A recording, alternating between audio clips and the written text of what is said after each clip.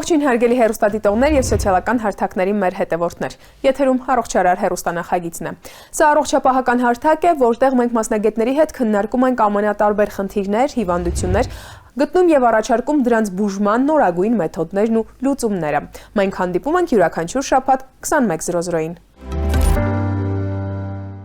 Առողջարարի տաղավարում այսօր շատ հետաքրքիր թեմա է՝ ինչպես պլանավորել հղիություն։ Իրականում դա նաեւ օրենքի պահանջ է։ Իսկ այդ թեմայի վերաբերյալ մենք զրուցելու ենք Սուրբ Գրիգոր Լուսավորիչ ծննդատան կանանց կոնսուլտացիայի մանկաբարձ գինեկոլոգ Հայկուշ Դավթյանի հետ։ Բժշկուհի, շնորհակալ եմ մեր հրավերն ընդունելու եւ այստեղ լինելու համար։ Ես եմ շնորհակալ հրավերի համար։ Այդ ինչ օրենք է, այդ ինչ պահանջ է, ինչ է նշանակում հղիություն պլանավորել։ Հղիության պլանավորումը միջոցառումների համարիր է, որոնք ուղղված են առողջ հղիություն, առողջ կին եւ առողջ նորածին ունենալու նպատակով Հայաստանի Հանրապետության կառավարության որոշման համաձայն, որը ընդունվել է 2020 թվականին, միջոցառումների այդ համալիրը նպատակ են ունեցել կազմակերպելու առողջապահության առաջին օղակին, այսինքն պոլիկլինիկաներին, կազմակերպել զույգերի հետազոտությունների ծավալ, որոնք ապահովեն մեր առողջ մայրանալու բերկրանքը։ Համալիրը սկսվում է այդ միջոցառումների քաղաքացիական կացության ակտերի գրանցման գործակալություններ դիմաց զույգերին տեղեկացնելու, նախաբեղմնավորման, մինչ հղիանալու, առողջ ապրելակերպի, հետազոտությունների ծավալի մասին տեղեկություն տրամադրելուց։ Երբ զույգը արդեն գրանցվում է, ստանում է արդեն ակտը զաքսավորման մասին, նրանց արդեն ուղղորդում են առաջնային պոլիկլինիկա հետազոտությունների ծավալը կանխատեսելու համար։ Սկզբից դիմում են առաջնային օղակ, այսինքն ընտանեկան բժիշկին, որը պետք է հետազոտությունների ընթացքում պարզի, թե ունեն քրոնիկական հիվանդություններ, որոնք պետք է բուժել մինչև պլանավորումը,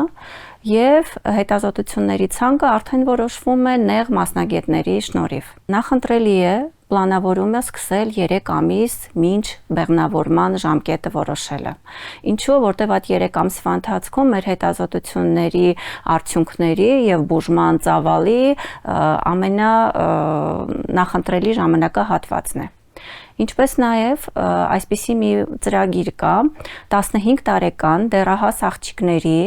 հետազոտությունների պլան նորից էլի առաջնային պահպանման օղակում պարտադիր ծրագիր էր, որը մշակվել էր, որը վայնի խոռոչի սոնոգրաֆիա, փոքր կոնքի սոնոգրաֆիա եւ վահանաձև գեղձի սոնոգրաֆիա։ Ինչ որ մի բան հայտնաբերելու դեպքում ուղղորդել նեղ մասնագետի մոտ։ Էլ չեմ ասում տղաների մասին, որոնք նախազինակոչային տարիքի եւ զորակոչային տարիքի ընթացքում պարտադիր հետազոտությունների ցանկ ունեն անցնելու։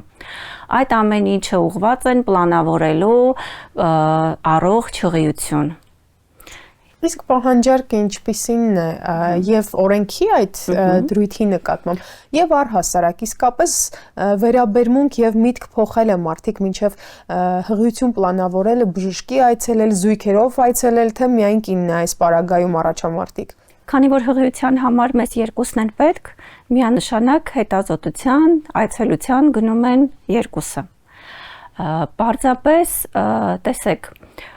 առողջ ապրելակերպի խորհրդատվությունը,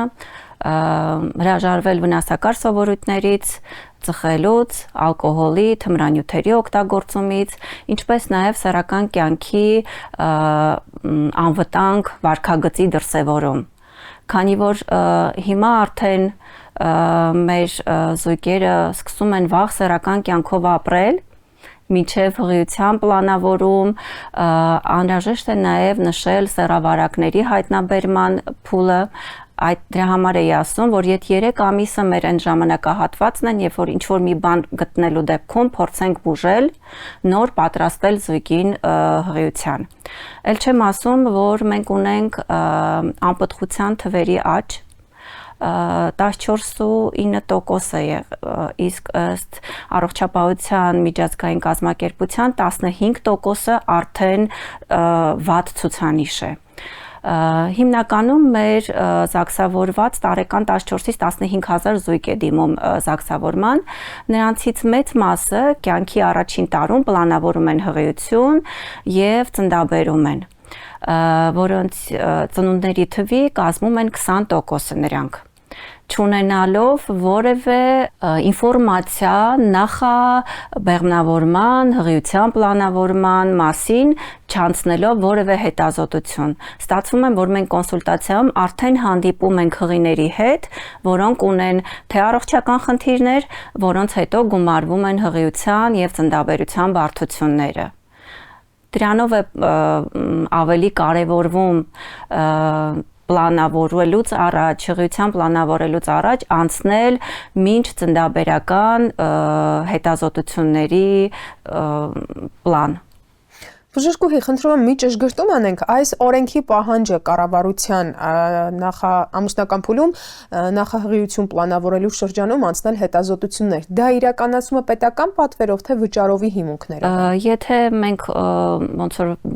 հետևենք մեր կառավարության որոշմանը, դա կատարվում է պետպատվերի շրջանակներում, որտեղ առաջնային օղակը սպասարկում է պետպատվերի շրջանակներում, ինչպես ասեցի, դիմելով ընտանեկան բժիշկին, ընտանեկան բժիշկը արդեն ուղղորդում է մասնագետների, իսկ հետազոտությունների ծավալը արդեն որոշվում է կախված հիվանդությունից։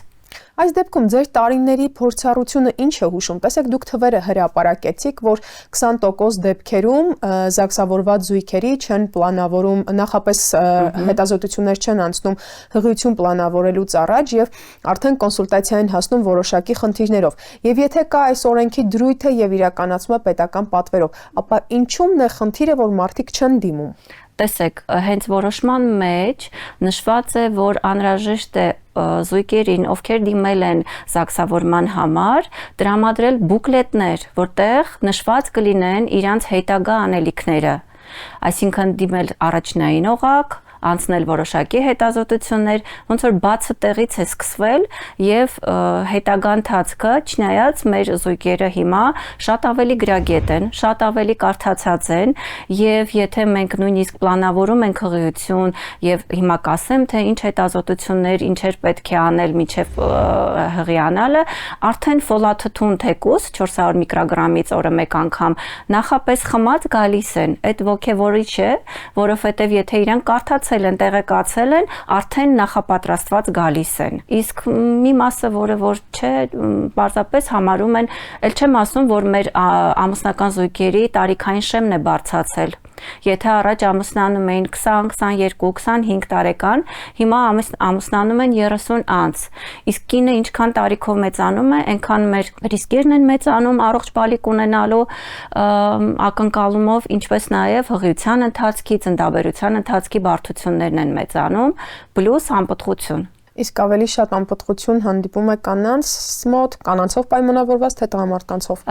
Մեր ազգային ավանդույթների համաձայն մենք սկզբից անպտղը, այո, անպտղը կինն է, բայց 50-50 է հավանականությունը, որտեղ մեր հղիանալու համար ոնց նշեցի, երկուսի ֆակտորն էլ կա, այո, եւ գրագետ հետազոտությունների դեպքում առաջնահերթ հետազոտում ենք ամուսնուն,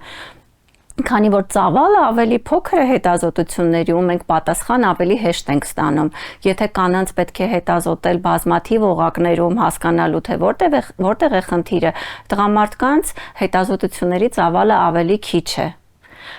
Թե չէ, ոնց ասեցի, հավանականությունը պատճառը միշտ հավասար է։ Իսկ հիմնականում ինչ խնդիրներ են ի հայտ գալիս այդ թվում տղամարդկանց մոտ եւ արդյոք դրանք մնում են գինեկոլոգի տիրույթում թե ուղղորդվում են դեպի ուրոլոգիա։ Տեսեք, ինչպես նշեցի, մենք արդեն անցել ենք այնպիսի ապրելակերպի, որ սկսել են ապրել վաղ սեռական կյանքով եւ միշտ չէ, որ պաշտպանվում են սեռավարակներից։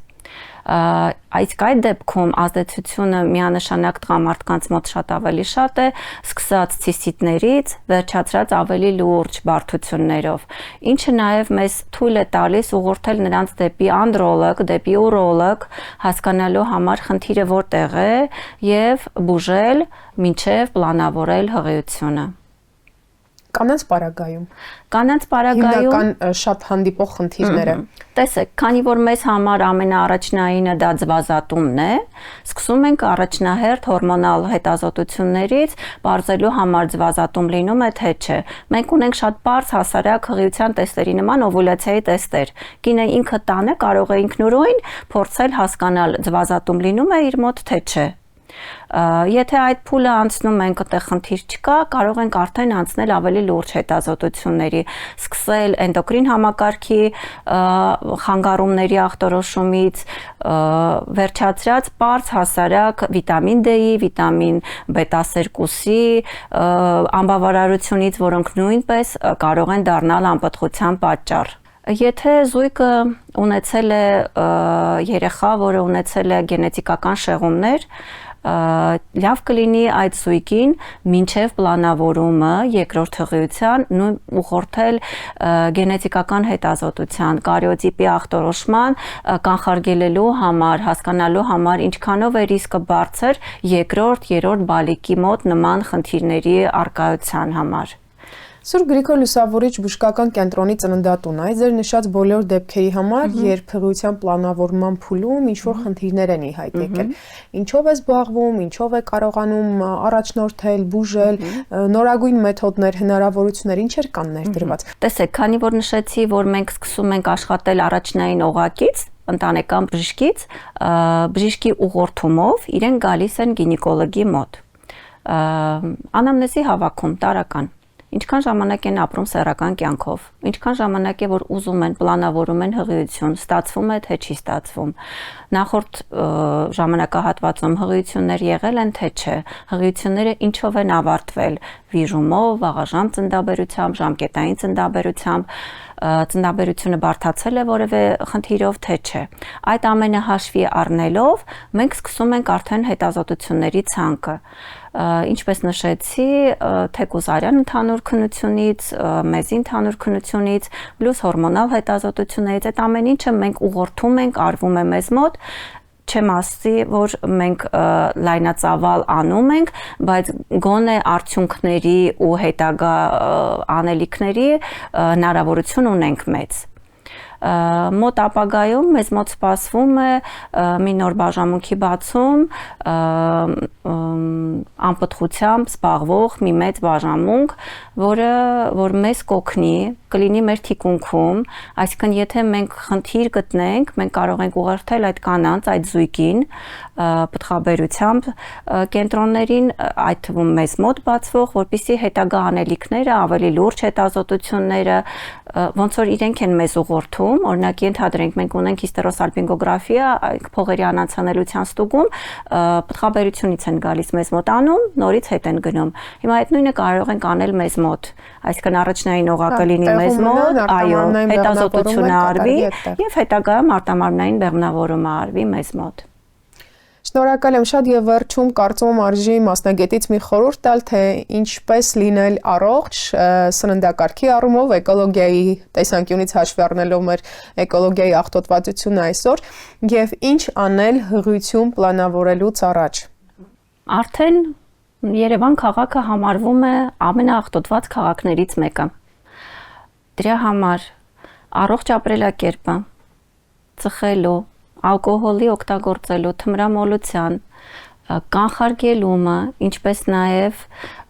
հրաժարվելը վնասակար սովորույթներից, պաշտպանվելը սեռավարակներից եւ ֆոլաթթվի ընդունումը պլանավորումից 3 ամիս առաջ ինչ որ չափով մեզ նախապատրաստում է առողջ հղիության,